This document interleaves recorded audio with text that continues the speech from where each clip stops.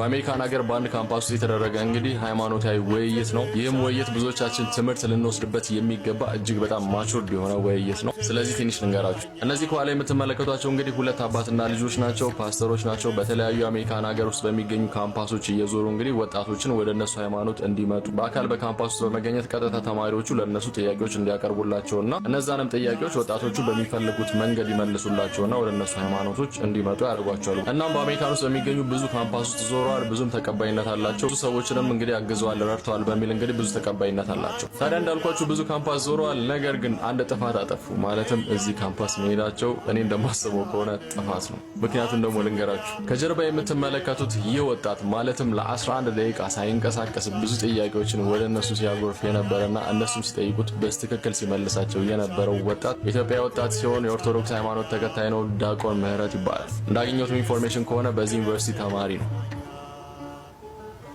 ታዲያ ይህ ድንቅ ወጣት ለ11 ደቂቃ ከቆመበት አንድ እርምጃ ቦታውን ሳይቀይር ለጠየቁት ጥያቄ ባይብል እያጣቀሰ ሲመልስላቸው ነበር። እናም የሚገርማችሁ ነገር ለ11 ደቂቃ እነሱ ውሃ እየጠጡ ምግብ እየበሉ እሱን ለማሳመን ሞከሩ። ነገር ግን አልተሳካላቸውም። ታዲያ ምን አይነት ስህተት እነሱ እንደሰሩ ታውቃላችሁ?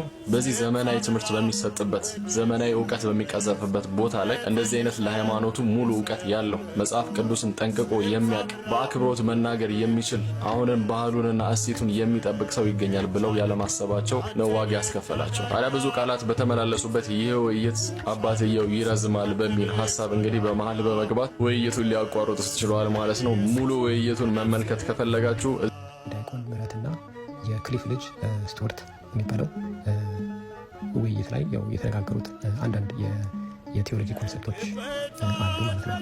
ስለዚህ በእነዚህ በተነጋገሩበት ጉዳዮች ላይ ምናልባት አንዳንድ ነገሮችን እኔም ያው ከቻልክ ተርጉምልኝ ያሉት ሰዎችም ስላሉና እኔም እንግዲህ በምችለው መልክ ለመተርጎም ሞክራለሁና ዲያቆን ምህረት ማለት በቤተክርስቲያናችን አገልጋይ የሆነ አባቱም ቄስ ናቸውና እግዚአብሔር ከልጅነቱ ጀምሮ የጠራው የወደደው ያከበረውና ለዚህ ትልቅ ማድረግ ያደረሰው በጣም የተከበረ የተወደደ ልጅ ነውና ሃርቨርድ ይሁን ኤምአይቲ ይሁን ያው ልጁ ያው ጥሩ ትምህርት ቤት እንደገባ ሰምተናል።